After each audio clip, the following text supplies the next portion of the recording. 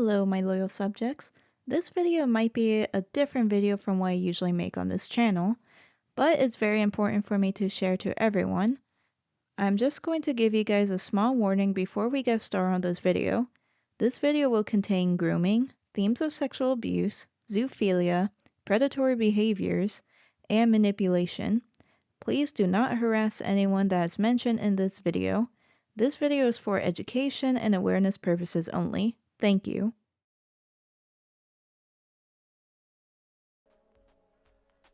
Some of you might probably know this individual by many names. Golden Fairy for Love before changing their name to Gigi Batchilla on both DeviantArt and for Infinity, Pivy Arden on also for Infinity, and the latest name BigBeastCyrus on Twitter, Blue Sky, TikTok, Tumblr, Instagram, Artfight, Ko-fi, and YouTube. She was infamous and kind of known for her Pizza Tower fan art. However, no one knew of a dark secret she has kept from everyone until recently. Today, I'm gonna talk about my friend and I's experiences with her, along with the Google Doc that was released about her response, her other victims, and where is she now. Keep in mind that I don't qualify myself as her victim since I am 2 years older than her. However, that doesn't mean I wasn't affected by her actions. My friends and I knew her based on the name Gigi, but for this video I will be calling her by her new name, Cyrus. I was friends with her since 2015 to 2019. She made into an on and off friendship until she officially ended the friendship with me. During my time with her, she has drawn rape art of my character, made pedophilia art with our character's child, and did abusive and rape roleplays with my characters. I unfortunately do not have proper evidence of the pedophilia art and the abusive and rape roleplays she did, since she has deleted her past art on DeviantArt. However, it was brought up in the conversation I had with a mutual friend who had similar experiences as I had, along with us talking about Cyrus's interest of incest and being homophobic. Neither of our families like Cyrus due to how possessive and bossy she was. She has spam called me a lot whenever I don't answer my phone as a way of guilting me to always answer the call whenever she wants to. I had talked to her about her always doing that whenever I don't answer and how much it makes me feel anxious. She pretended to understand, but she continues doing it anyways. Whenever I try to talk to her, since she suddenly gave me the silent treatment, she replied with an annoyed tone and tried to falsely accuse me of using her, even when I showed her proof of how that statement was not true. Cyrus has completely stopped talking to me and to our other friends, even though one of them tried to reach out to her, but they were ignored. We went along with our lives and forget our friendship we had with her, even if we had grudges about her, but we still lived our lives until some new information came out about her. On November 3rd, 2024, a Google Doc was released by Twitter user named Gorilla.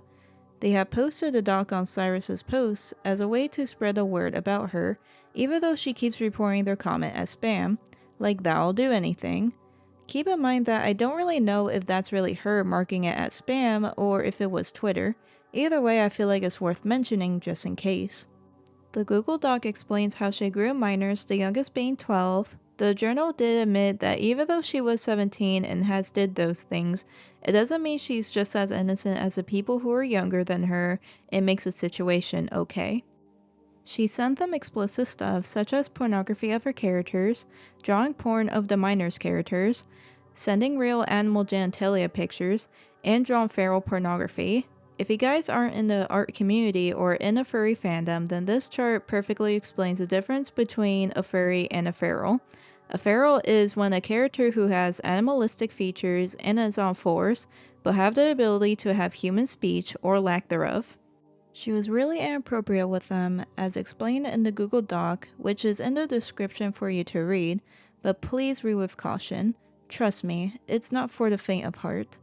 She has never apologized about it until 5 days later, on November 7th, she made a response.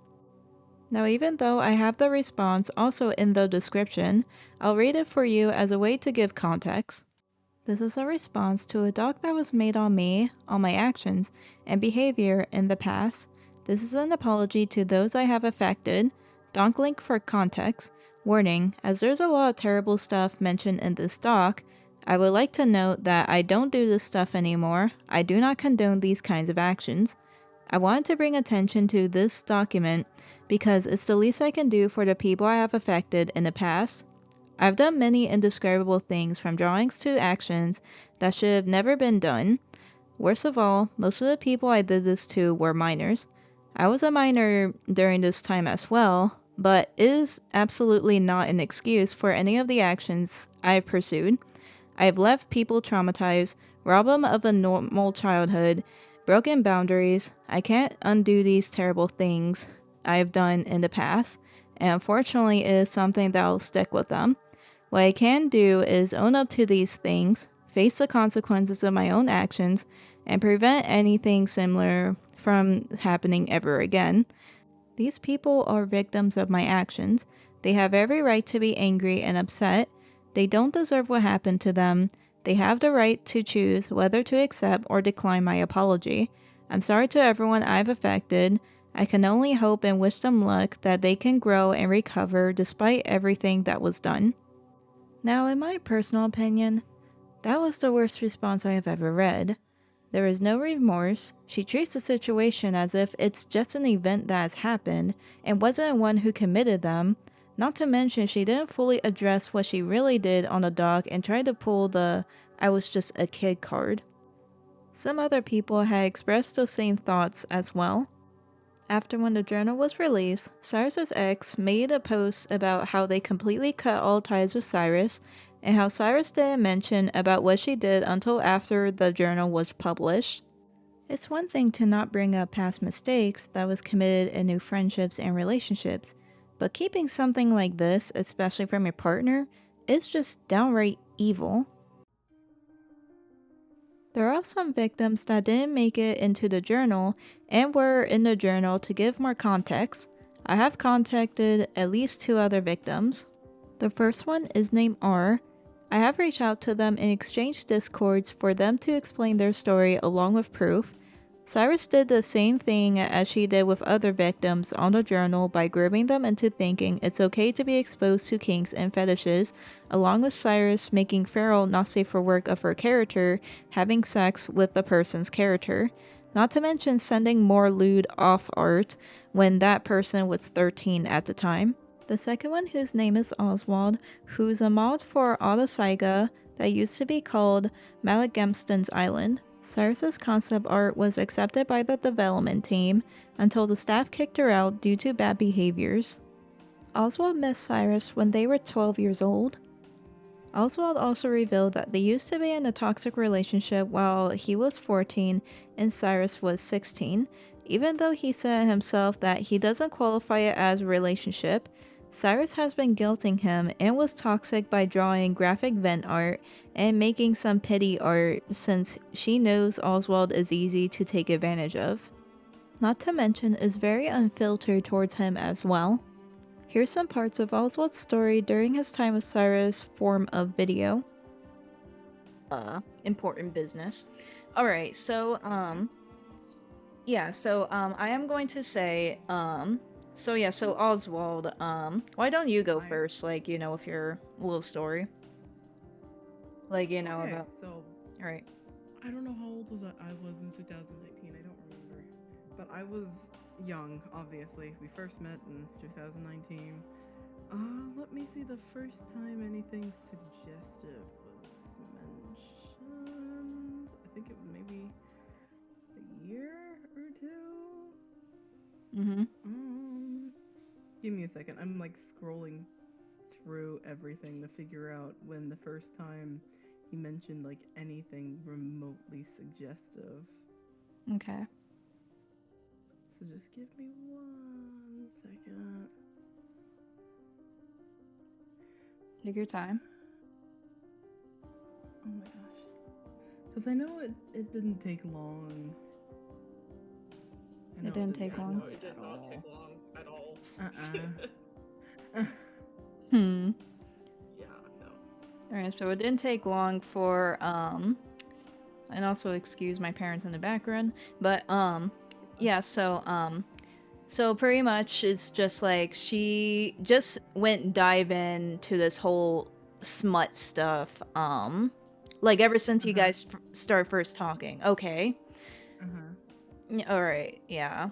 That, I'm just trying to connect that information, but wow, like, yeah, she has like no no filter or anything. No boundaries. Yeah, no November 5th, 2019 was the first remotely 2015. Oh, 19. damn. 19. Oh, okay. I was gonna say, otherwise that makes no sense. Like, she was 11 at the time. Yeah, no, 19. Let me mute my phone. Alright, you sent something? One of my friends is asking me to play Rivals. I can't play right now. Alright, so it seems like it started off innocent right here. At least that's what I'm assuming. Yeah. We first met...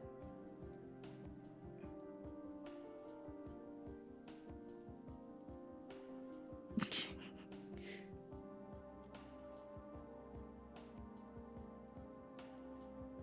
me 1 second.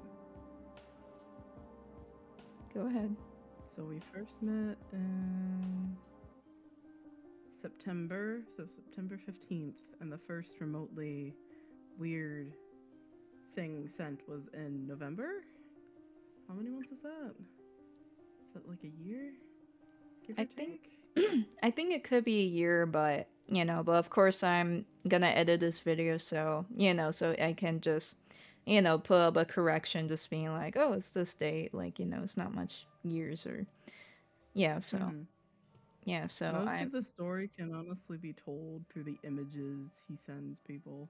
Because mostly me, it's pretty much the same crap, because he loves to share his nasty art to everybody. Everybody had to see it. From what I've been seeing so far on all of her accounts, she could have left due to her not posting for a year. All we could say for now is that she left the internet, and I would say good riddance too. From all the proof that was shown, I hope she's really getting the help she needs, because there is a lot of issues with her from what I've witnessed from the past and present behaviors. However, I couldn't help but feel like that maybe she didn't leave the internet and could still be online with a different name. Knowing her, she always runs away from problems and makes new accounts as a way to escape accountability. Not to mention she could be staying offline as a way to wait until everything about her dies down. It could be either or from what I've said, so please take it with a grain of salt, but I really do hope she's offline for good.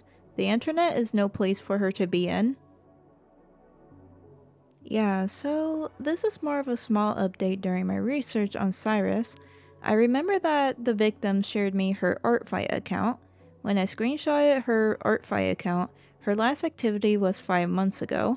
I don't know much about the ArtFi site and the settings because I don't know if she's now posting on there or she was doing something on her account for that time period. I think it's worth noting that just in case, she really was posting and being active on there. But please let me know if I'm wrong here. Again, I don't know much about the site. I just logged into it not so long ago to get that screenshot of her account at the time. As you guys read from the title and might be asking, Kay, how does she relate to Birdie in some sort of way? I have an answer for that. They're both victims of unlimited internet access and obtained some fame when they were both minors. They both did heinous stuff to people who are younger, the same age, and older. They were both chronically online and thinks the world serves them on a silver platter, not to mention tried to victim blame their victims. The only difference between them is that Birdie's parents did try and stop Birdie from going online, but she keeps on finding ways to be online while being surrounded by enablers and yes men. Not that I'm saying Birdie's parents are good people, they're in fact just as bad, as Cyrus's mother just completely enabled her awful behaviors while having an emotional, incestuous relationship with her. I don't have any proof of that unfortunately since it was such a long time ago, but I do remember being on a phone call with her. She and her mother were a bit flirtatious towards each other, not to mention Cyrus told me a story of how they accidentally kissed each other on the lips. Both Birdie and Cyrus are even more proof of how to not enable your child of being online and encouraging or ignoring their harmful behaviors onto others and onto themselves. Otherwise, they'll become just like them or worse. Even though Birdie and Cyrus are possibly victims of something traumatic in their lifetime, they both had an option. They could have just learned from their traumas and learned how to be decent people and learn how to cope well, not to mention treat others with respect, maybe going to therapy. But this is not the timeline we live in, since they chose to be the same monsters that has hurt them before and decided to do the same to others as a way to get control and power. They have become the very thing that has hurt them. And if Cyrus is watching this, whether she's in incognito mode or from a different account, you're a megalomaniac who has sociopathic tendencies. You're beyond to make an apology for the people you have hurt, including me as well. Stay off the internet and don't ever come back. Thank you so much to the victims who decided to come out about this and who's willing to participate in this video. I'm KK Comics, and I'll see you guys on the flip side.